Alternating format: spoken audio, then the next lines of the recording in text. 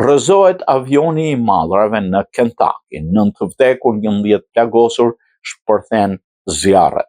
Të paktën 9 persona humben jetën kur një aeroplan mallrash i kompanisë së shpërndarjes UPS u rrëzua teksa ngrihej në një aeroport të Kentuckit. Aeroplani u rrëzua të pasditën e së martës sipas kohës lokale, ndërsa po nisej për në Honolulu nga aeroporti ndërkombëtar Muhammad Ali i Louisville.